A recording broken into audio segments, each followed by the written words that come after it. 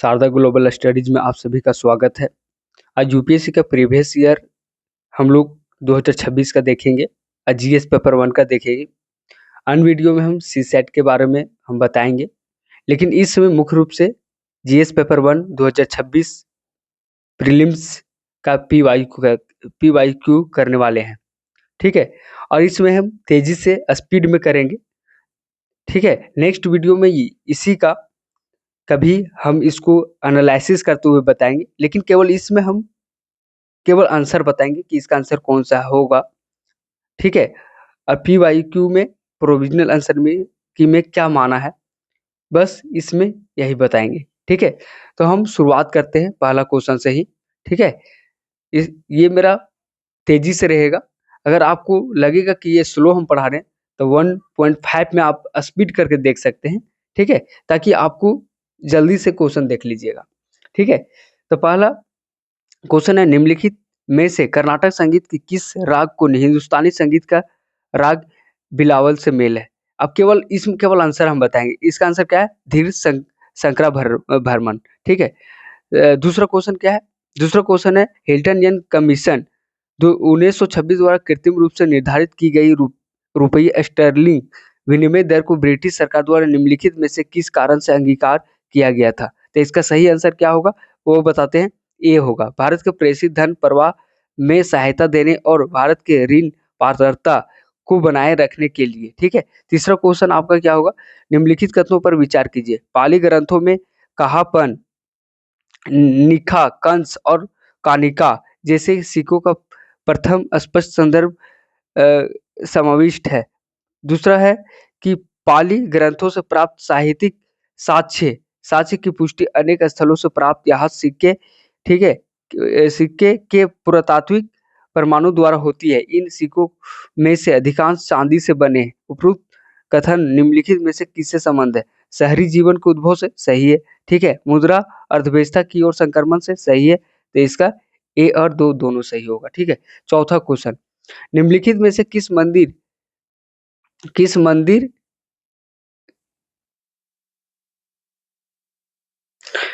चौथा क्वेश्चन है कि निम्नलिखित में से किन मंदिरों के नागर शैली के शिखर है। नागर शैली, बेसर शैली, दड़वी शैली के बारे में आप पढ़िएगा। यहाँ से क्वेश्चन हमेशा पूछा जाता है, प्रत्येक वर्ष इधर उधर के से क्वेश्चन पूछ लेगा नागर शैली, बेसर शैली से। ठीक है, तो इसको आराम से कीजिएगा। मोगली, गिट्टी, शिवालय का है बादामी, ये दड़वी शैली है, तो ये तो नहीं होगा। ठीक है, ये नहीं होगा। ठीक है, तो 1 क्या हो जाएगा? 1 नहीं होगा। ठीक, हचिम लेगुड़ी मंदिर एहोल, ये होगा, क्या है कि बेसर नागर शैली से संबंधित है, तो 2 होगा। ठीक है, दशावतार मंदिर देवगढ़, ये भी होगा। विरूपाक्ष मंदिर किससे संबंधित है? तो ये द्रविड़ शैली से है, तो ये नहीं होगा। 4 नहीं होगा, ये भी नहीं होगा, क्या है कि 2 और 3 सही होगा, तो 2 और 3 हो गए। ठीक है, अब पांचवा क्वेश्चन देखते हैं। जैन धर्म के मान्यता प्राप्त जीवन के अस्तित्व में 4 मुख्य रूप से निम्नलिखित में से कौन सा सम्मिलित नहीं है? तो देव है, ठीक है, यक्ष नहीं है, ठीक है, मनुष्य है, और तिर्यक्ष यानी पशु पादप के जीवन से संबंधित है, ये भी सही होगा। ठीक है, लेकिन इसमें नहीं है, तो ये सही होगा, तो ये वाला सही हो जाएगा। ठीक है, उसके बाद छठा देखिए, छठा में क्या बोलता है कि बाघ गुफाओं में विद्यमान हलिस्य शालीय चित्र का क्या प्रदर्शित करता है। तो इसका सही आंसर हो जाएगा एक, आनंद लोक नृत्य। ठीक है, सातवां क्वेश्चन क्या है कि भारत में स्थानीय मान पद्धति प्लेस वैल्यू सिस्टम के उपयोग से संबंधित निम्नलिखित कथनों पर विचार कीजिए। पहला है कि भारत के स्थानीय मान पद्धति का सर्वप्रथम उत्कीर्ण अभिलेखीय उपयोग गुजरात के मानकी पट्टिकाओं से मिलता है, ये बिल्कुल सही है। ठीक है, बिल्कुल सही है। उसके बाद 9वीं शताब्दी में संपूर्ण भारत के उत्कीर्ण लेखों से स्थानीय मान सामान्य हो जाते हैं, ये भी सही है। दक्षिण पूर्व एशिया से संस्कृत के उत्कीर्ण लेखों में स्थानीय मान 7वीं शताब्दी के प्रारंभ में मिलते हैं, ये बिल्कुल सही है। तो ये तीनों सही हो जाएगा। ठीक है, अब डिस्कशन दूसरा क्लास में करेंगे, इसी की वजह से इसको तेजी से हम बता रहे हैं। आठवां, हड़प्पा नगरों में पुरातात्विक खोजों के बारे में निम्नलिखित कथनों पर विचार कीजिए। ठीक है, आठवां क्या होगा? आप स्पीड में आप भी पढ़िएगा, क्योंकि वहां पर 2 घंटा आपको समय दिया जाएगा। स्पीड पढ़ना है आपको, एनालिसिस करना है, तुरंत बताना है। ठीक है, तो इसका क्या हो जाएगा, पहला ऑप्शन है घरों के तकली का प्रचुर उपलब्धता है किंतु चरखे का अनुपलब्ध है। ठीक है, उसके बाद आंशिक बाट का बाट और मापन के पैमानों की खोज हुई। अपेक्षाकृत रूप से विस्तृत प्रांगण के चारों ओर अधिकतर पकी हुई ईंटों के निर्मित घर मिले हैं, जिनके अपने कुएं हैं, स्नान करने के चबूतरे हैं और बड़े कमरे हैं। उपरोक्त कथनों में से निम्नलिखित में से कौन से निष्कर्ष निकाले जा सकते हैं? तो कथन 1 संकेत करता है कि कताई के घर पर किया जाने वाला एक श्रम साध्य कार्य था। ये सही है। ठीक है, उसके बाद क्या बोल रहा है कि कथन 2 हड़प्पा के लोगों को वैज्ञानिक ज्ञान का प्रसार क्यों संकेत करता है? बिल्कुल सही है। ठीक है, क्या है कि ये करता था। ठीक है, कथन 3 साझी संपत्ति के बाद हड़प्पा सभ्यता में व्यवस्था और उद्भोग क्यों संकेत करता है? ऐसा ही है ही नहीं था। तो ये तीनों गलत है भाई। ठीक है, तो इसका सही आंसर हो जाएगा ए। उसके बाद नेक्स्ट हम लोग देखते हैं, नेक्स्ट है 9 एका आंदोलन और बारदोली सत्याग्रह के बारे में निम्नलिखित में से कौन सा कथन सही है? ठीक है, बारदोली सत्याग्रह, तो इसमें आप देखिएगा कि एक आंदोलन उद्योग पांत कांग्रेस द्वारा समर्थित एक संगठित है, जबकि बारदोली सत्याग्रह के आरंभ में कांग्रेस के प्रभाव से मुक्त था और केवल अंतिम चरण में कांग्रेस का द्वारा समर्थित है। ऐसा नहीं है। ठीक है, बारदोली सत्याग्रह और एक आंदोलन क्या था आपको हम बताएंगे। एक आंदोलन का नेतृत्व अवध के तालुकदारों द्वारा किया गया था। ठीक है, अवध में तो किया गया था लेकिन तालुकदारों द्वारा नहीं किया गया था। जबकि बारदोली सत्याग्रह भूमिहीन किसानों नहीं, ऐसा नहीं है। बारदोली सत्याग्रह भू राजस्व की वृद्धि के विरुद्ध एक अभियान था, जबकि एक आंदोलन लगान की अत्यधिक वसूली। ये सही लग रहा है। ठीक है, तो इसको कर लेते हैं। ये दोनों गलत है। एक आंदोलन वर्तमान उत्तर प्रदेश के वाराणसी, देखिए उत्तर प्रदेश में जरूर है लेकिन वाराणसी में नहीं, तो गलत, ये भी गलत हो गया, तो ये आपका सही हो जाएगा। ठीक है, 10वां क्वेश्चन आपका क्या हो जाएगा, ऋग्वेदिक काल के बारे में निम्नलिखित कथनों पर विचार कीजिए। ठीक है, ऋग्वेदिक काल में ऋग्वेदिक काल से संबंधित है। ठीक है, कूपों की कूपों से की जाने वाली सिंचाई ने कृषि के प्लावनीय मैदानों और नदी किनारों के पट्टियों से दूर वर्तमान हरियाणा पंजाब और हरियाणा के मैदानों को विस्तृत होने का अवसर दिया, जहां भूमिगत जल का स्तर सतह का पर्याप्त समीप था। दूसरा है कूपों से पानी निकालने की भारवाही पशु शक्ति का प्रयोग किया गया। निम्नलिखित में से कौन कौन सी सूचना उपरोक्त कथनों में समर्थन करती है? तो पहला है ऋग्वेद में पानी निकालने के लिए अस्मक चक्र यानी पत्थर की घिरनी और याहव यानी पट्टी से कसा हुआ लकड़ी का ढोल का उपयोग किया गया। ये सही है। ठीक है, दूसरा है ऋग्वेद के परशु कुलिस यानी कुल्हाड़ी का दान हसिया जैसे उपकरणों का उपयोग का उल्लेख मिलता है। ये नहीं, ऐसा ऋग्वेद में नहीं कहा गया है। ठीक है, तो दो देखिए कहाँ कहाँ गलत है, दो ये चल गया, एक खत्म हो गया। ठीक है, दो दो। ठीक है, अब बचा दो ऑप्शन आपका, एक वाला सही है। ठीक है, एक इसमें एक अगर सही है तो एक अगर इसमें सही है तो आपका ये सही हो जाएगा, तीन भी गलत, एक और तीन हो जाएगा। केवल केवल तीन दिया है तो केवल तीन होगा नहीं, क्या कि एक भी है तीन भी है। तो ऋग्वेद से पहले भी भूमि के जोतने और गाड़ियों को खींचने के लिए बैल का उपयोग का इतिहास मिलता है। ये भी सही है। ठीक है,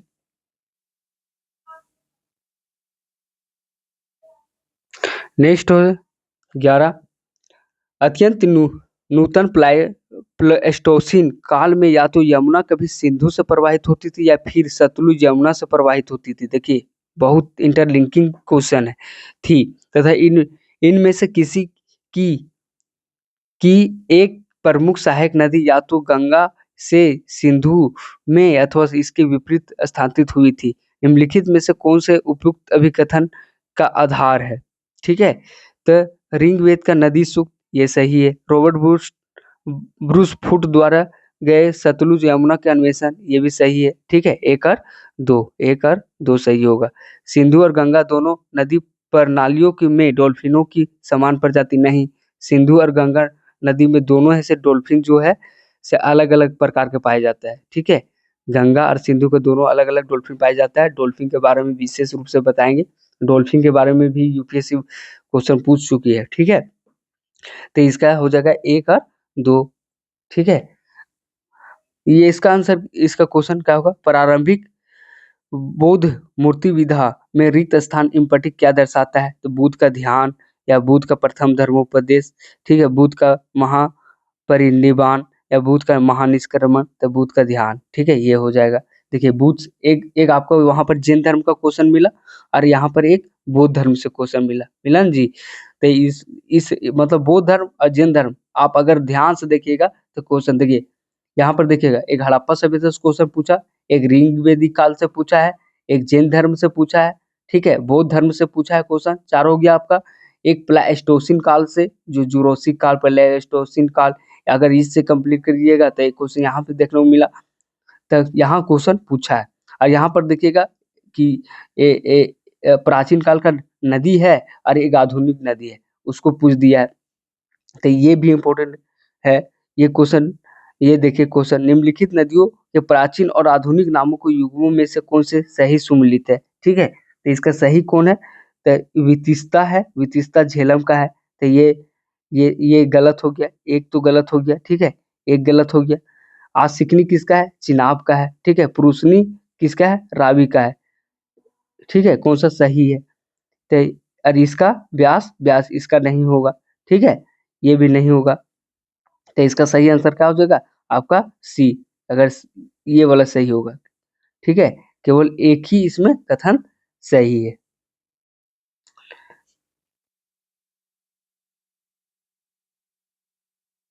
नेक्स्ट क्वेश्चन देखिए 14 नंबर का, अमरावती स्तूप और, देखिए अमरावती से क्वेश्चन पूछ दिया, अमरावती स्तूप और उसके उत्तरी भित्त मूर्ति कला, ठीक, के बारे में निम्नलिखित कथनों में से कौन सा सही है? ठीक है, तो इसका सही क्या होगा? तो इसका है, यह निचली कृष्णा घाटी में स्थित है, ये सही है, ठीक है। भारत के आकार की दृष्टि से सांची स्तूप के बाद इसका ही स्थान है, नहीं, देखिए इसका ही स्थान है, यहाँ पर टर्म टर्म पकड़िए, तो ये गलत है। दो अगर गलत हो जाता है तो दो ये कैंसिल हो गया, एक सही है, एक सही है, एक सही है, ठीक है। अमरावती मूर्तिकला शैली की प्रवृत्ति दक्षिणी भारतीय मूर्तिकला पर गहरा प्रभाव पड़ा है, और उसकी रचनाओं को श्रीलंका और दक्षिण पूर्व एशिया ले जाया गया। तो ये तीनों सही, दोनों सही है, एक और तीन, तो एक और तीन सही हो जाएगा।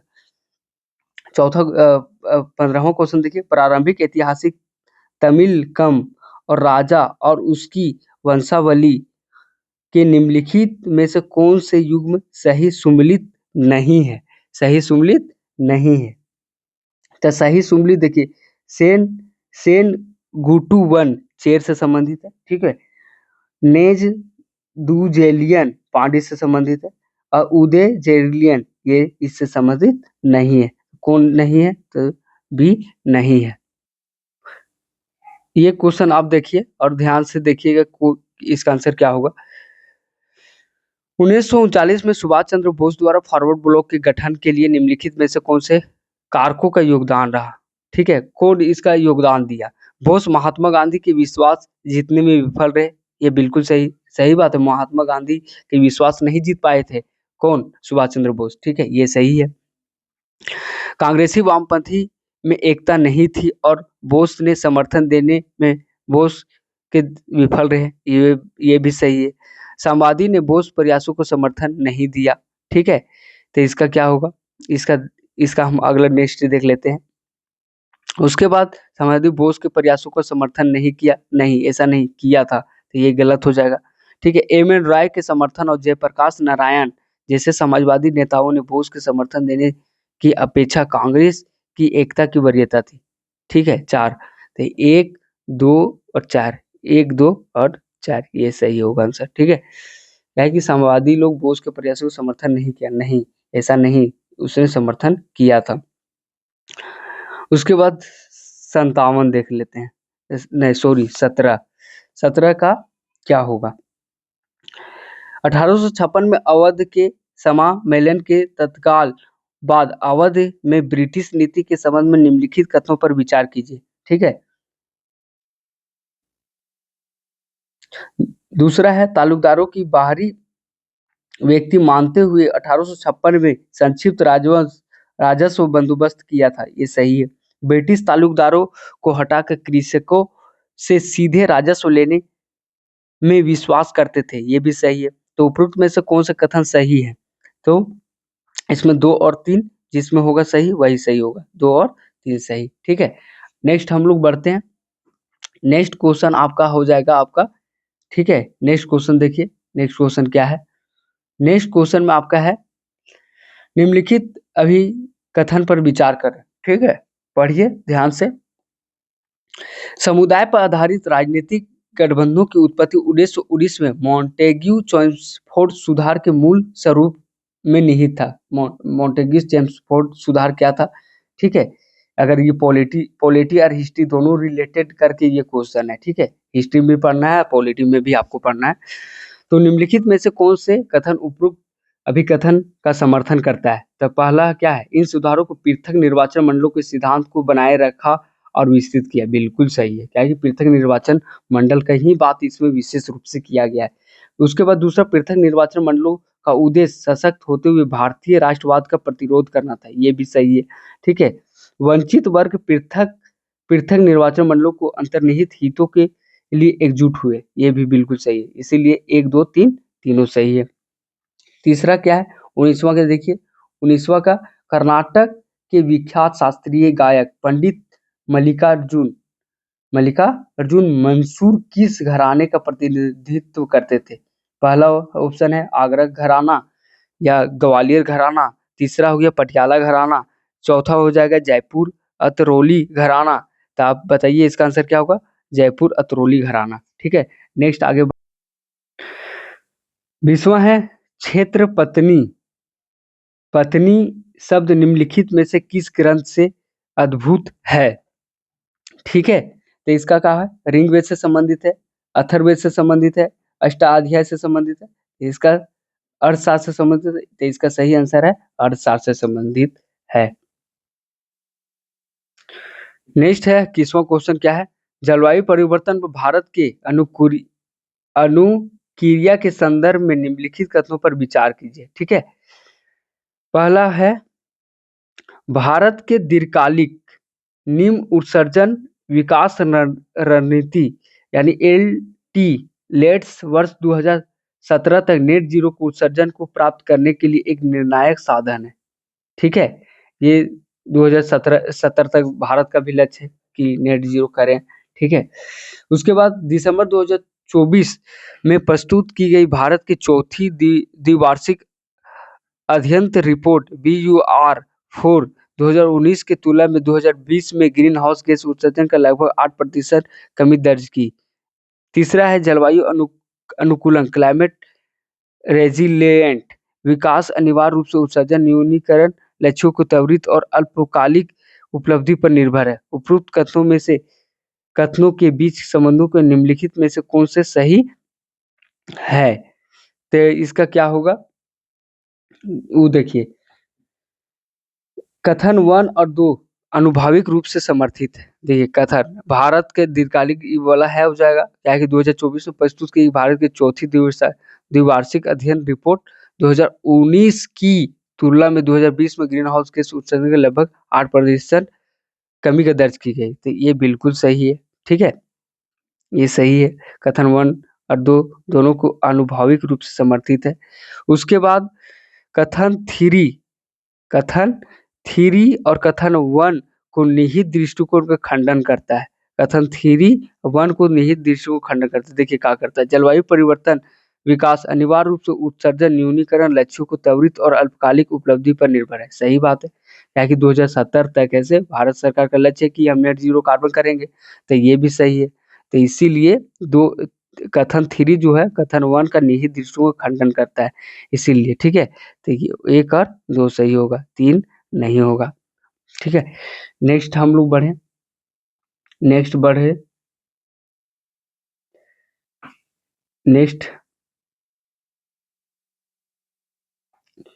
नेक्स्ट क्या होगा? Western hoolock Gibbon. देखिए यहाँ पर करंट अफेयर से क्वेश्चन पूछ दिया है। हुलॉक गिब्बन के संबंध में निम्नलिखित में से कौन से सही है? ठीक है, पूर्वोत्तर भारत के एक अभयारण्य इस वानर जाति का घर है। ठीक है। अंतर्राष्ट्रीय प्रकृति संरक्षण संघ की लाल सूची में लुप्तप्राय के रूप में, देखिए इंडेंजर्ड स्पीशीज है, सही है, ठीक है। उनके पास विशिष्ट बाहुगम्य यानी ब्रेकिएशन की क्षमता है और आसानी से पेड़ों के बीच झूल सकते हैं, झूल सकते हैं, तो झूल सकते हैं, ये भी सही है। गोरिल्ला की भांति वे मजबूत और स्थूलकाय होते हैं तथापि असाधारण रूप से फुर्तीले नहीं। फुर्तीले फुर्तीले तो होते हैं लेकिन मजबूत और स्थूलकाय होते हैं ऐसा नहीं है। गोरिल्ला की भांति समान ऐसा ऐसा बात नहीं है, ठीक है। तो 3 और 3 कैंसिल हो गया, 1 और 2 सही। देखिए हुलूक गिबन के बारे में 2025 में करंट अफेयर में रहा था, इसीलिए यूपीएससी 2026 में हुलूक गिबन के बारे में पूछ दिया, ठीक है। 23वां क्वेश्चन क्या है से देखिए, निम्नलिखित में से कौन से जलवायु अनुकूलन क्लाइमेट रेजिलियंस के संदर्भ में गरान मैंग्रोव पारिस्थितिकी तंत्रों के संरक्षण हेतु तर्काधार की सर्वोत्तम व्याख्या करता है या करते हैं। तो इसके क्या हो सकता है, ठीक है। गरान गरान जो होता है मैंग्रोव वन को बोलते हैं, मैंग्रोव वन, ठीक है। मैंग्रोव वन क्या करता है कि मैंग्रोव वन ऐसे जो सुनामी आता है उसको बचाने का काम करता है। उसके बाद पानी को फिल्टर करता है, उसके बाद ऐसे प्रदूषण को कम करने का काम करता है, ठीक है। उसके बाद मिट्टी को कटाव को बचाता है। ये सब ये बहुत इम्पोर्टेंट है, मैंग्रोव बहुत ही इम्पोर्टेंट है। मैंग्रोव अगर नहीं होगा तो सुनामी जो तटीय क्षेत्र में आता है तो उससे क्या होगा, सबसे ज़्यादा प्रभाव ऐसे तटीय क्षेत्र में पड़ेगा। तो मैंग्रोव वन बहुत ही इम्पोर्टेंट है। सबसे ज़्यादा मैंग्रोव ऐसे बंगाल की खाड़ी, वेस्ट बंगाल में पाया जाता है, उसके बाद गुजरात में। तो बहुत ही इम्पोर्टेंट हो जाता है इस टॉपिक को। मैंग्रोव से हर एक वर्ष या तो पीटी में या तो मेंस में यूपीएससी में क्वेश्चन पूछ लेता है हमेशा, ठीक है। तो गरान ज्वारीय ऊर्जा को कम करते हैं और अलवण जल का संचय करते हैं और उन्हें लवणीय ज्वारमुखी मुखी कटिबंधों को धान की खेती के लिए आदर्श स्थल बनाते हैं। देखिए ये सब ठीक लिखा है, लेकिन धान की खेती के लिए आदर्श स्थल बनाते हैं, ऐसा नहीं है, ठीक है, ऐसा नहीं है।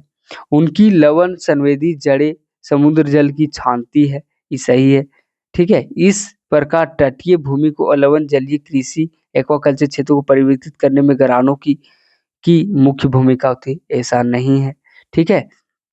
उसके बाद ज्वारीय ज्वारीय ज्वारीय लहरों यानी टाइडल सर्जेस का सहन करने तथा जैव मात्रा बायोमास संसाधनों को उपलब्ध करवाने के माध्यम से गरान प्राकृतिक जैव ढाल यानी बायोशील्ड और ग्रामीण समुदाय के लिए जीविका के आधार के दोनों रूप में कार्य करते हैं, ये सही है, ठीक है। इसीलिए केवल क्या हो जाएगा, ये सही हो जाएगा, ठीक है।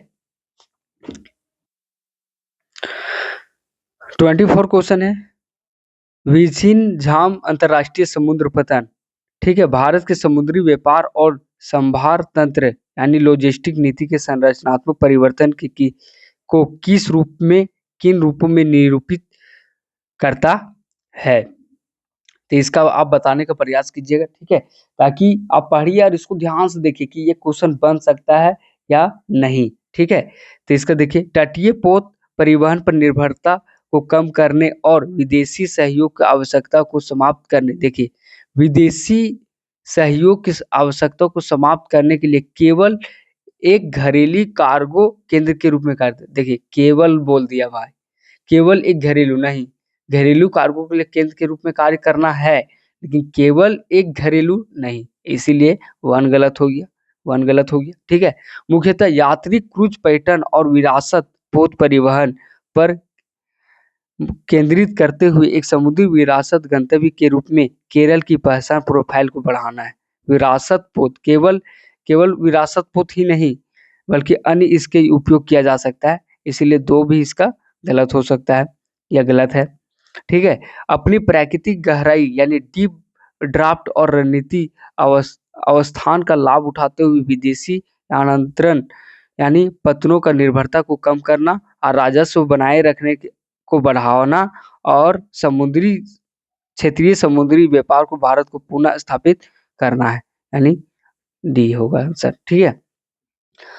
25 क्वेश्चन देखिए, निम्नलिखित सूचना के आधार पर भारतीय उपमहाद्वीप की नदी को पहचानिए। ठीक है, पहचानिए।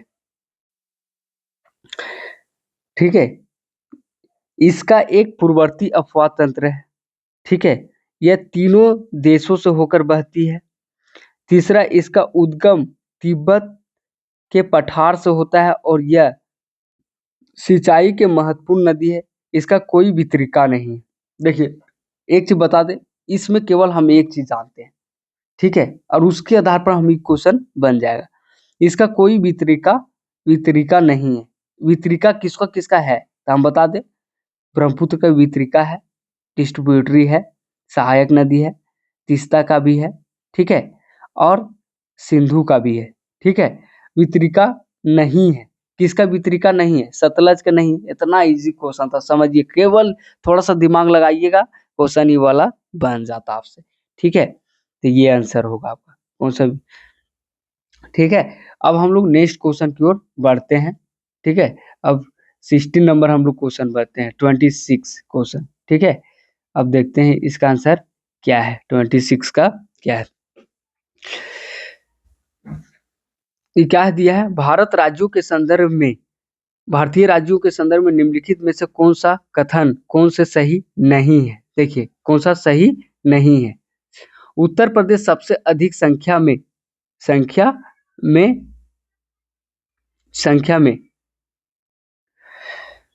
उत्तर प्रदेश सबसे अधिक संख्या में अन्य भारतीय राज्यों के साथ अपनी सीमा साझा करता है। देखिए, ये बिल्कुल सही है। यहाँ नहीं पूछा इसलिए हम बता रहे हैं। उत्तर प्रदेश सबसे अधिक संख्या में अन्य भारतीय राज्यों के साथ अपनी सीमा साझा करता है, ये सही है।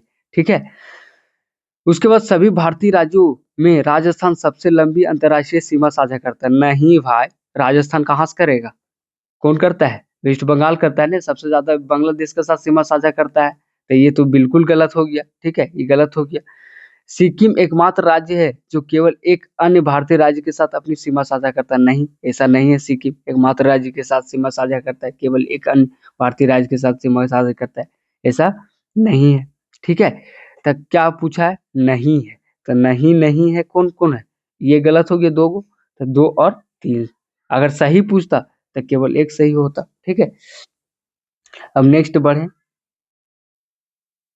बढ़े यहाँ पे। नेक्स्ट देखिए, मंगोलिया के प्रत्येक वर्ष नागालैंड के दोयंग झील में अमूर बाजों के आगमन के संबंध में निम्नलिखित में से कौन से कथन सही है। ठीक है, कोई सही है। तो यह दर्शाता है कि कैसे निरंतर स्थानीय संरक्षण प्रयास अंतर्राष्ट्रीय प्रवासी पक्षियों को आगमन और संरक्षण में योगदान दे सकते हैं। तो ये नहीं है।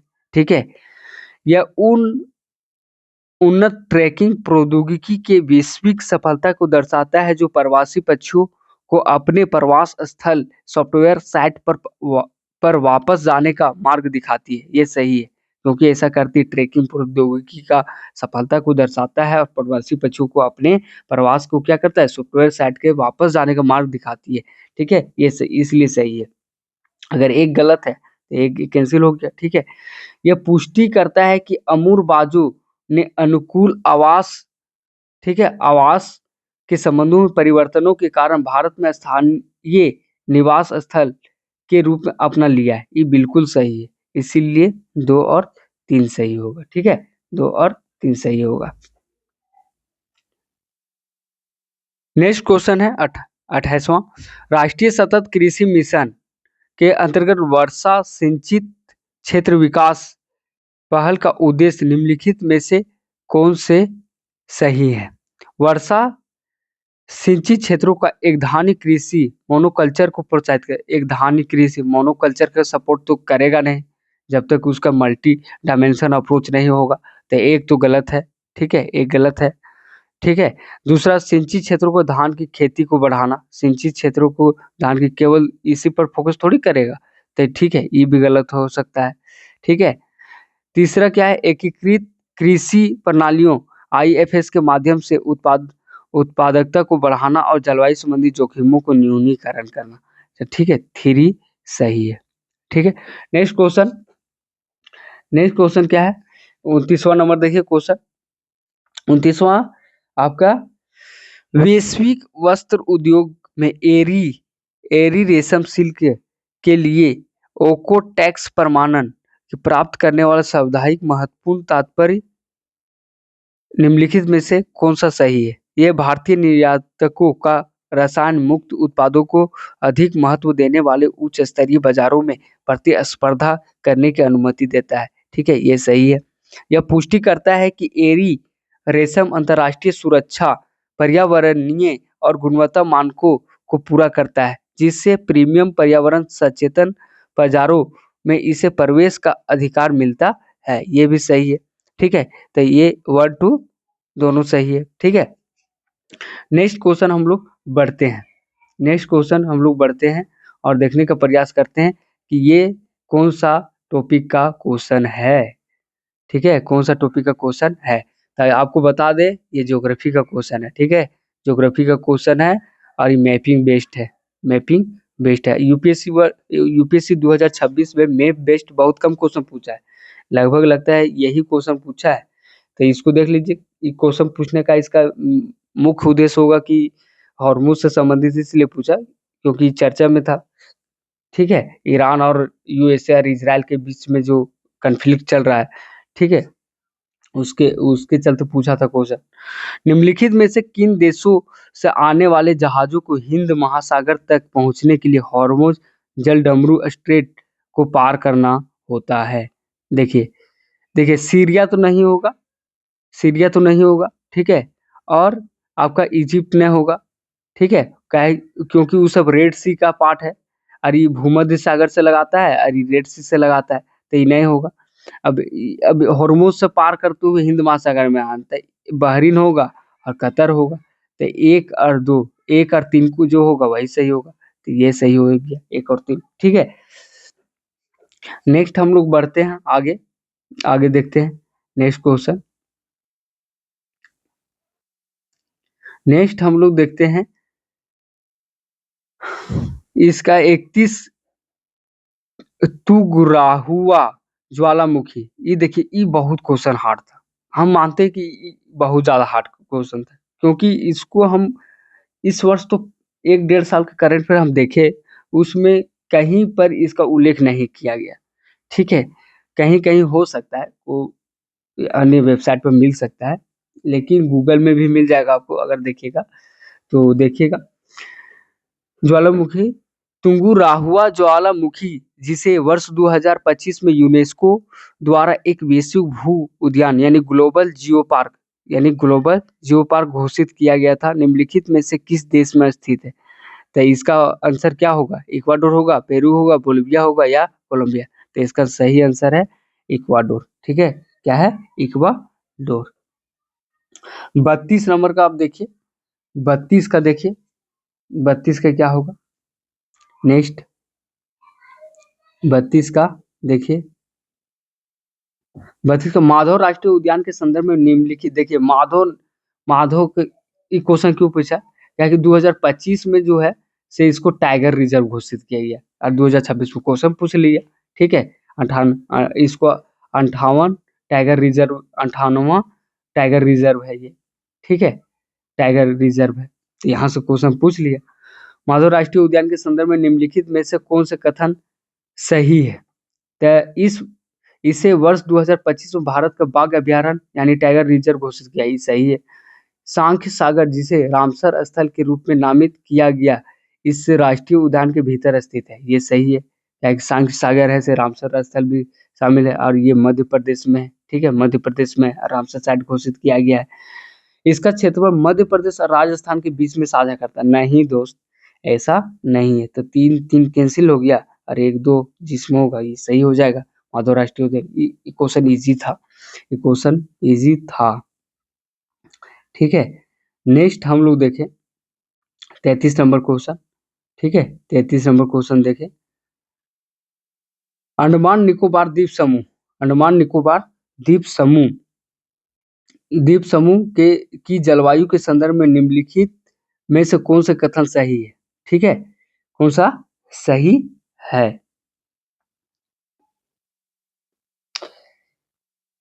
इसका क्या होगा से देखिए, इस जलवायु को आर्द्र आर्द्र उष्णकटिबंधीय तटीय जलवायु के रूप में परिभाषित किया जा सकता है। ठीक है, आप बताइए सही है गलत। या दक्षिण पश्चिम मानसून और उत्तरी पूर्वी मानसून दोनों से वर्षा होती है। देखिए दक्षिण पश्चिम मानसून से होता है, ये भी जानते हैं। उत्तरी पूर्वी मानसून से भी होता है, जब ठीक है, इससे भी होता है। दिसंबर और मई के बीच में अधिकतम वर्षण होता है, नहीं। दिसंबर दिसंबर से मई नहीं, मई से दिसंबर, मई से दिसंबर, जस्ट उल्टा। मई से दिसंबर और मई के बीच में अधिकतम वर्षा होता है, नहीं। मई से दिसंबर के बीच वर्षा होता है, इसीलिए यह स्टेटमेंट गलत है। ठीक है, तो 1 और 2 सही है। ठीक है, नेक्स्ट बढ़े हम लोग 34 का देखें। 34 का निम्नलिखित में से कौन सा अकोण से भौगोलिक लक्षण अथवा परिघटना भारतीय प्रायद्वीपीय खंडन से संबंधित है? ठीक है, कौन है? तो इसका देखें, विवर्तनिक प्रक्रियाओं के कारण पश्चिमी तट के भागों का जलमग्न होना। विवर्तनिक प्लेट के कारण से ऐसा होता है कि पश्चिमी तट के भागों का जलमग्न होना, ये सही है। अवशिष्ट पर्वत श्रृंखला जैसे वेलिकोंडा पहाड़, ठीक है, वेलिकोंडा, कोंडा, ये सब है से कहाँ पे है? आपको पता होगा, आंध्र प्रदेश में है। ठीक है, वेलिकोंडा पहाड़ी और महेंद्रगिरी पहाड़ी की उपस्थिति है, ये सही है। तेज बहाव वाली नदियों द्वारा गहरी गहरी भी आकार की नदी घाटी का निर्माण है, ऐसा नहीं है। 3 गलत हो गया। ठीक है, तो 1 और 2 सही है। ठीक है, अब नेक्स्ट क्वेश्चन बढ़े 35 35 का बताइएगा, पढ़िए आप 35 का। 35 का ये लंबा है, ये क्वेश्चन है से सही हुआ है मेरा। ये भी भारत सरकार के सागर माला कार्यक्रम के संदर्भ में निम्नलिखित कथनों पर विचार कीजिए। ठीक है, सागरमाला कार्यक्रम का उद्देश्य लागत प्रभावी और साधारणीय तटीय अवसंरचना के माध्यम से पतन आधारित आर्थिक विकास को प्राप्त करना है। ठीक है, उसके बाद सागरमाला कार्यक्रम की सफलता वैश्विक पतन रैंकिंग के सुधार के साथ ही तटीय और अंतर्देशीय जल मार्गीय पोत परिवहन में हुई महत्वपूर्ण वृद्धि परिलक्षित होती है। सागरमाला 2.0 का लक्ष्य भारत का आत्मनिर्भर भारत और विकसित भारत 2047 के भविष्य दृष्टि विजन के अनुरूप एक वैश्विक समुद्री नवाचार केंद्र के रूप में स्थापित करना है। उपरोक्त कथनों के बीच में निम्नलिखित में से कौन से संबंध सही है? ऑप्शन नंबर 1, कथन 1 की परिकल्पित परिणतियों को प्रवाहित पुष्ट करता है, तो इनमें से कौन सा सही है? तो आपको बता दें, एक और क्या है, 2 सही है। ठीक है, इसको देख लीजिएगा आप ध्यान से। अगला देखें, नेक्स्ट क्वेश्चन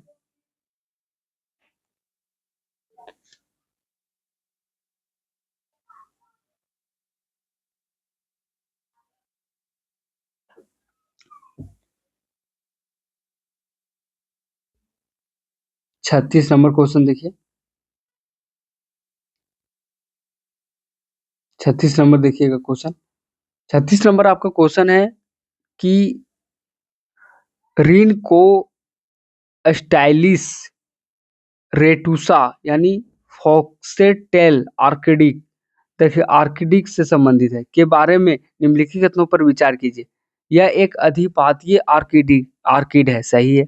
यह पूर्वोत्तर भारत का स्थानिक जाति है। ठीक है, यह पूर्वोत्तर भारत का स्थानिक जाति है, नहीं, ऐसा नहीं है। ठीक है, तो 2 कैंसिल हो गया।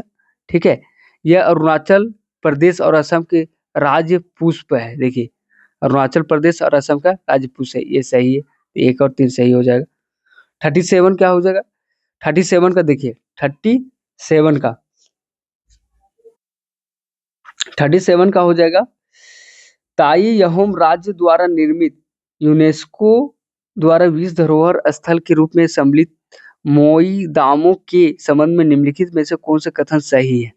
वे वे सैन्य दुर्ग के रूप में कार्य करते थे, ठीक है। वे सैन्य दुर्ग के रूप में कार्य करते थे। वे ये नहीं होगा, ठीक है। वे राजवंशियों, रॉयल और अभिजातों, नोबल के मनोरंजन केंद्र थे, नहीं होगा। वे राजवंशियों, रॉयल और अभिजातों के नोबल के समाधि स्थल के रूप में थे, ठीक है, ये सही होगा, ठीक है। वे राजवंशियों और रॉयल अभिजातों के नोबल के युद्ध अभ्यासों के केंद्रित थे, ये नहीं होगा, ठीक है। तो आपका केवल 3 हो जाएगा, ठीक है।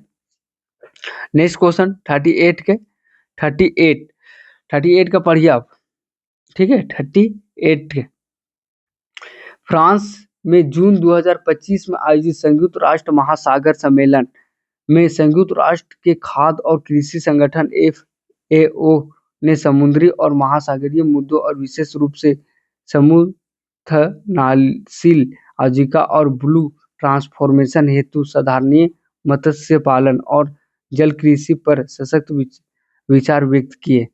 खाद्य और कृषि संगठन FAO द्वारा ब्लू ट्रांसफॉर्मेशन के लिए प्रस्तावित बेहतर 4 के बारे में निम्नलिखित में से संयोजनों में से कौन सा सही है। तो इसका सही आंसर क्या हो सकता है वो बताइए, ठीक है। तो बेहतर उत्पादन, बेहतर पोषण, बेहतर पर्यावरण और बेहतर महासागर, ठीक है, ये सही है। बेहतर उत्पादन, ठीक है, बेहतर पोषण, बेहतर पर्यावरण और बेहतर जीवन, ठीक है। बेहतर महासागर, देखिए कुछ फ्रांस के जो 2025 में आयोजित हुआ था, इसका उद्देश्य क्या था। तो इसका उद्देश्य जो था यही था, बेहतर उत्पादन और बेहतर पोषण, बेहतर पर्यावरण और बेहतर जीवन। देखिए थीम पूछ देता है, ध्यान में रखिएगा। अगला बार हमको लगता है 2026 में जो ब्रिक्स हो रहा है उसका थीम पूछ देगा और उसको याद रखिएगा तो बन जाएगा क्वेश्चन। 2000 सॉरी 39 का क्वेश्चन, 39 में देखिएगा, 39 का तो 39 का देखिएगा तुर्काना झील से संबंधित, ठीक है। तुर्काना झील के संदर्भ में निम्नलिखित में से कौन से कथन सही है तुर्काना झील से, ठीक है। तो यह विश्व की सबसे बड़ी मरुस्थलीय झील है तुर्काना झील, ये सही है। यह विश्व की सबसे बड़ी मरुस्थलीय झील है। यह झील दक्षिणी सूडान और सहारा मरुस्थल के पूर्वी सीमांत के साथ साथ स्थित है। नहीं, यह झील यूनेस्को के विश्व धरोहर स्थल के रूप में सूचीबद्ध है और इसे जेड सागर के रूप में जाना जाता है, सही है, ठीक है। एक गलत हो गया, नहीं सॉरी 2 गलत है, 2 गलत हो गया, 2 गलत हो गया, तो आपका क्या हो जाएगा 1 और 3 सही हो जाएगा, ठीक है। 14 नंबर क्वेश्चन देखिएगा, 14 नंबर क्वेश्चन हो जाएगा निम्नलिखित में से कौन से भारत के प्रथम प्लान विवो प्रमाणित वनोन्मूलन वन निम्नीकरण में होने वाले उत्सर्जन का न्यूनीकरण रेट प्लस परियोजना। देखिए एक चीज बता दें, यहाँ से यूपीएससी 2025 में रेट प्लस से क्वेश्चन पूछा है और उसी को रिपीट तो नहीं किया बल्कि उसी टाइप का क्वेश्चन पूछा है, इसीलिए कहते हैं कि क्वेश्चन रिपीट नहीं करेगा लेकिन उसी का पैटर्न का क्या करेगा, रिपीट करेगा, पैटर्न उसी टाइप में रहता है। तो इसका सही हो जाएगा, क्या हो जाएगा, उत्तराखंड का रेट परियोजना नहीं, उत्तर पूर्वी हिमालय से संबंधित है, ICFRE, ICIMOD, ठीक है। तो इसका सही आपका आंसर हो जाएगा खासी पहाड़ी समुदाय रेड प्लस परियोजना से संबंधित है। और एक चीज बता दे, खासी आप मेघालय पढ़िएगा तो मेघालय में गारो खासी जयंतिया से रिलेटेड है, तो यहाँ से भी एक क्वेश्चन पूछा था भविष्य में, ठीक है, पूछ सकता है और पूछा भी है। PYQ उठा के देखिएगा तो यहाँ से क्वेश्चन पूछा है, ठीक है। नेक्स्ट आगे हम लोग बढ़ते हैं, आगे और नेक्स्ट क्वेश्चन हम लोग देखने का प्रयास करते हैं कि अब की बार क्या पूछ रहा है। 41 आनुवांशिक, 41 का क्या है, सी इसका आंसर होगा, ठीक है, सी, ठीक है। अब इसका हम बता देते हैं, आनुवांशिक चिकित्सा जेनेटिक मेडिसिन के संबंध में निम्नलिखित में से कौन से कथन सही है। आनुवांशिक चिकित्सा रोग के लिए उत्तरदायी खराब जीन की सही करती है, कमी को पूरा करती है, ठीक है, ये सही है, ठीक है। निर्मित विषाणु और लिपिड नैनो कणों का प्रयोग आनुवंशिक चिकित्सा के वाहक के रूप में किया जाता है, ऐसा नहीं है। ठीक है, आनुवंशिक चिकित्सा संपूर्ण डीएनए के अनुक्रम में बदल देती है, सही है। ठीक है, 42 के क्या होगा से देखिए, 42 ठीक है। देखिए, लार्ज लैंग्वेज मॉडल जो है 2025 में भी चर्चा में रहा था, लार्ज लैंग्वेज मॉडल, और 2024 में रहा था। 2024 का क्वेश्चन 2026 में क्वेश्चन पूछा है, ध्यान से देखिएगा। यहाँ पर large language model, large language model, उसके बाद देखिए लार्ज लैंग्वेज मॉडल ऐसे ये ऐसे जामनगर में बनाया जा रहा है। ठीक है, जिस तरह चैट जीपीटी कार्य करता है उसी प्रकार लार्ज लैंग्वेज मॉडल कार्य करेगा। तो उसको टक्कर देने के लिए लार्ज लैंग्वेज मुकेश अंबानी के द्वारा रिलायंस के तहत इसको बनाया जा रहा है। इसमें कौन सा कथन सही है? लार्ज लैंग्वेज मॉडल निकटतम संभावित शब्दों के लिए प्रायिकताएं निर्दिष्ट करते हैं और तत्पश्चात सर्वोच्च प्रायिकता वाले शब्द को चुनते हैं। दूसरा है, लार्ज लैंग्वेज मॉडल पूर्वानुमान संबंधी त्रुटियों को न्यूनतम करने के लिए गणितीय स्टेमनीकरण के माध्यम से डेटा का संसाधन करते हैं। ठीक है, ये सही है, ये सही है। लार्ज लैंग्वेज मॉडल निष्पक्ष निर्गम को उत्पन्न करते हैं, नहीं, ऐसा नहीं है। 3 गलत हो गया और 1-2 सही है। ठीक है, 43 क्वेश्चन क्या है? स्टेल्थ प्रौद्योगिकी के संबंध में निम्नलिखित में से कौन से कथन सही है? ठीक है, कौन से कथन सही है? 42 का, स्टेल्थ वस्तुओं में अति लघु रेडार अनुप्रस्थ परिच्छेद होता है और उन्हें रेडार अवशोषक पदार्थ के विलेप्ति किया जाता है। ठीक है, दूसरा है, विशिष्ट आवृत्ति का प्रयोग करके स्टेल्थ वस्तुओं का पता लगाया जा सकता है। तीसरा है, स्टेल्थ वस्तुओं को मोटा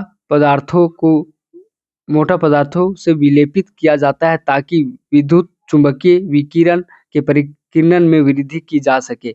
नीचे दिए कूट को प्रयोग कर उत्तर दीजिए। ठीक है, केवल 1, केवल 2, 3, 1, 2 और 1, 2, 3, बताइए इसका आंसर क्या होगा? ठीक है, तो 1 और 2 सही है, इसका 1 और 2 सही है। 44 का क्या होगा? देखिएगा क्वेश्चन 44 का, देखिए थोड़ा सा ध्यान दीजिएगा 44 का। ठीक है, आधुनिक विमानों के प्रयुक्त होने वाले ब्लैक बॉक्स, देखिए 2025 में जो ये अहमदाबाद में जो एथी हुआ था, प्लेन वाला क्रैश हुआ था, जो 250 व्यक्ति इसमें मर गया था, इसीलिए ब्लैक बॉक्स और ऑरेंज बॉक्स के बारे में पूछ दिया यहाँ पे। तो आप ध्यान दीजिएगा, नहीं तो क्वेश्चन नहीं बनेगा। ठीक है, ब्लैक बॉक्स के संबंध में निम्नलिखित में से कौन से कथन सही है? उसमें लाल प्रकाश स्पंद उत्सर्जित करने वाला एक बीकन होता है ताकि उनमें अंतर्जालीय जलीय खोज को सुकर बनाया जाता है। नहीं, ऐसा नहीं होता है, ऐसा नहीं होता है। एक गलत हो गया। वे कॉकपिट वॉइस और फ्लैट डेटा दोनों को रिकॉर्ड करते हैं। देखिए ये सही है। ब्लैक बॉक्स का संबंध क्या है? कॉकपिट वॉइस और फ्लैट डेटा दोनों को रिकॉर्ड करता है। ठीक है, तीसरा हो गया, उनके मेमोरी यूनिटों का निर्माण में या तो जंगरोधी और इस्पात जनरेटिव टाइटेनियम का उपयोग किया जाता है। सही है, तो इसका सही हो जाएगा 2 और 3। 45 का क्या होगा? हरित ग्रीन हाइड्रोजन के संबंध में निम्नलिखित में से कौन से कथन सही है? ठीक है, नीचे दिए कूट का प्रयोग कर सही उत्तर चुने। ठीक है, यह विकार्बनीकृत हाइड्रोजन है जो प्राकृतिक गैस के पुनरुत्थान द्वारा प्राप्त होती है, जिसे कार्बन अभिग्रहण संचयन में भी सम्मिलित है। यह गलत है। नवीकरणीय ऊर्जा से जनित विद्युत का उपयोग करके जल के विद्युत अपघटन द्वारा इसका उत्पादन किया जाता है। यह सही है। ठीक है, भारत के राष्ट्रीय हरित हाइड्रोजन मिशन का लक्ष्य 2030 तक वार्षिक ग्रीन हाउस गैस उत्सर्जन में 50 MMT की कमी लाना है। ठीक है, ये भी सही है, तो 2 और 3 सही हो जाएगा। नेक्स्ट क्वेश्चन हम लोग बढ़ते हैं 46 के में। ठीक है, 46 में बढ़ेंगे। भारत के अंतरिक्ष कार्यक्रम के निजी संस्थानों की भागीदारी के संबंध में निम्नलिखित कथनों पर क्या है? देखिए अंतरिक्ष से अब रिलेटेड ऐसे ज्यादा क्वेश्चन पूछ रहा है। 1-2 क्वेश्चन पूछता है, ज्यादा नहीं, 1-2 क्वेश्चन पूछ रहा है। क्यों? क्योंकि यहाँ पर अब ऐसे निजी सेक्टर के लोग यहाँ पर आ रहे हैं, जैसे स्पेस एक्स जो है, ठीक है, स्पेस एक्स जो अमेरिका के एलन मस्क का है, तो अब निजी सेक्टर से ज़्यादा अंतरिक्ष में कार्यक्रम चला रहा है, ठीक है। तो यहाँ पर देखिएगा, भारतीय राष्ट्रीय अंतरिक्ष संवर्धन और प्राधिकरण केंद्र एक स्वायत्त अभिकरण है जिसकी स्थापना निजी संस्थानों की भागीदारी को सुकर बनाने के लिए की गई है। नहीं, ऐसा नहीं है, ठीक है, ये नहीं होगा, ठीक है। अग्निकुल कॉस्मोस विश्व की पहली बार 3D प्रिंटिंग रॉकेट इंजन का उपयोग करके उड़ान का परीक्षण किया है, ठीक है, उड़ान का परीक्षण किया है, ये सही है, ठीक है। सॉरी, जो ये है ये एक होगा, भारतीय इसके अंतर्गत आता है, ठीक है, ये आता है। उसके बाद स्काई रूट एरोस्पेस ने GSLV की तरल ईंधन का उपयोग विकसित किया है। नहीं, थ्योरी गलत है, थ्योरी गलत है, ठीक है, ये आंसर होगा आपका, ठीक है। अग्नि देखिए, अग्निकुल कॉस्मोस ने विश्व को पहली 3D प्रिंटेड रॉकेट इंजन का उपयोग करके उड़ान का फ्लाइट परीक्षण किया है। यहाँ ई जो है डायरेक्टली नोट्स में आपको साइंस टेक में मिल जाता, अगर आप ध्यान से देखते तो। 47 में देखिएगा, 47 ठीक है। ड्रोन झुंडो, ड्रोन देखिए, ड्रोन है से अभी हाल फिलहाल में चर्चा में भी है। अब है से युद्ध है से पहले मिसाइल वगैरह से होता था, लेकिन अब ड्रोन भेज दे रहा है, 1000 ड्रोन ही भेज देगा, 2000 ड्रोन हुआ, अब ड्रोन से हमला किया जा रहा है, इसलिए ड्रोन चर्चे में रहा, ठीक है। तो ड्रोन झुंडों के संबंध में निम्नलिखित में से कौन से कथन सही है, ठीक है। वे कमांड केंद्र के साथ संचार के साथ टेराहर्ट्ज बैंड आवृत्ति का प्रयोग करते हैं। उसके बाद झुंड में सम्मिलित कोई ड्रोन झुंड के अन्य ड्रोनों के साथ संचार कर सकता है। देखिए, ये गलत है, ये सही है, ठीक है। ड्रोन झुंड के हमले को रोकने के लिए जीपीएस स्पूफिंग सामान्यतः प्रयोग में लाई जाने वाली तकनीक है। सही है, 2 और 3 सही है, ठीक है। उसके बाद आगे देखें, जीनोम इंडिया परियोजना। देखिए, जीनोम इंडिया परियोजना क्यों पूछा, 2025 में चर्चा में था जीनोम इंडिया, ठीक है, तो उससे क्वेश्चन पूछ दिया, ठीक है। तो देखिएगा कि 35 से 40 क्वेश्चन है यहाँ पर आपको करंट अफेयर से पूछा गया है। तो करंट अफेयर अगर यूपीएससी का बेहतर करते हैं, ठीक है, तो आपको एक मैगजीन फॉलो कीजिए और न्यूज़पेपर पढ़िए, ठीक है। तो जीनोम इंडिया के बारे में आप देखिए क्या पूछा है, ठीक है, इसको पढ़िए और इसका सही आंसर बताने का प्रयास कीजिए, ठीक है। तो हम पढ़ते हैं, देखते हैं। जीनोम इंडिया परियोजना के संबंध में निम्नलिखित में से कौन से कथन सही है। ये मानव जीनोम परियोजना का एक भाग है। नहीं भाई, ये मानव जीनोम परियोजना का एक भाग है, ये गलत है, ये गलत है, एक गलत है, ठीक है। यह परियोजना भारत सरकार के जैव प्रौद्योगिकी विभाग द्वारा वित्त पोषित है, ये सही है, ठीक है। इसका मुख्य लक्ष्य भारतीय जनसंख्या के आनुवांशिक विविधता की सूची तैयार करना है, ठीक है, ये सही है, यानी 2 और 3 सही है, ठीक है। अब हम लोग नेक्स्ट क्वेश्चन की ओर आगे बढ़ते हैं। नेक्स्ट क्वेश्चन की ओर आगे बढ़ते हैं। आपको लगेगा कि हम स्लो है, तो 1.5 करके या 1.8 करके आप देखिएगा, स्पीड में एक बार देख लीजिएगा कि क्या-क्या क्वेश्चन पूछा है, ठीक है। उसके बाद आप कभी इसको ध्यान से डिस्कशन करेंगे तो आपको बताएंगे विशेष रूप से, ठीक है। अब क्वांटम मिशन से क्वेश्चन पूछा है, ठीक है, क्वांटम मिशन से क्वेश्चन पूछा है। राष्ट्रीय क्वांटम मिशन के संबंध में निम्नलिखित में से कौन से कथन सही है। इसका उद्देश्य 50 से 1000 भौतिक क्यूबिट का क्षमता वाली मध्यवर्ती स्तर क्वांटम कंप्यूटर विकसित करना है, ये सही है। इसके क्रियान्वयन के अंतर्गत संपूर्ण भारत के शैक्षणिक और राष्ट्रीय अनुसंधान एवं विकास संस्थानों रिसर्च एंड डेवलपमेंट में 4 विषयगत यानी थीमेटिक केंद्रों का स्थापना करना सम्मिलित है, तो इसका सी सही होगा, ठीक है। 50वां क्वेश्चन क्या है से देखिए, भारत के डीप ओशन मिशन के संबंध में निम्नलिखित में से कौन से कथन सही है?